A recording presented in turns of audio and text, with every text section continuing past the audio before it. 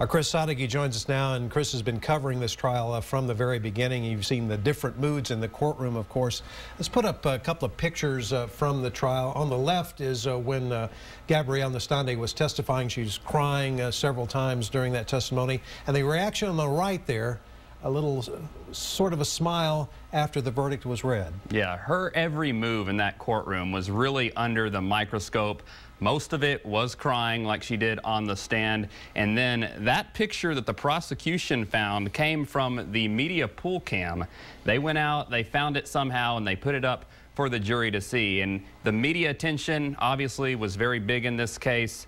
There was that causing the tension. You had two families sharing a courtroom, sharing a hallway, and it was just really an emotional, tension-filled atmosphere from beginning all the way to the end, all the way really to the sentencing today, where for the first time you saw some relief and some reaction on one side, disappointment on the other.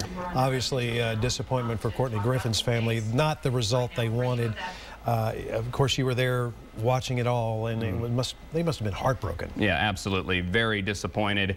And I just feel like we should say that Bart Griffin and his family, through this entire scenario, has been very accommodating, helpful with the media, and when we've come to him, asked him for interviews ever since this started over the last 17, 18 months. And the mother of Courtney Griffin that you see there today was really the only one to make a comment. The rest of the family got out of there, and understandably so. They were very disappointed, and I think what they'll probably tell you is that they want something positive to come from this, and they're going to try to make that positive thing happen by getting the law changed for failure to stop and render aid, getting the penalty boosted when a death occurs. You've been very good throughout the trial, tweeting things that have been happening throughout the course of this. What are some of the questions and comments you're getting on Twitter?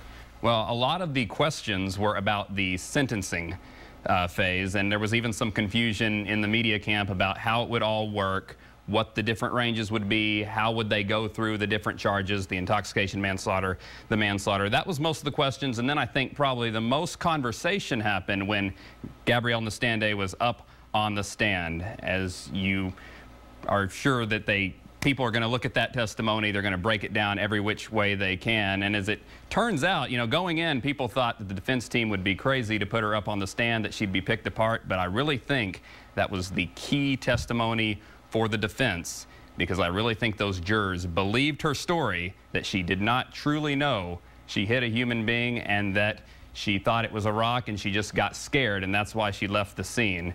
Obviously, those jurors, I think, bought into that very emotional testimony. Chris, thanks.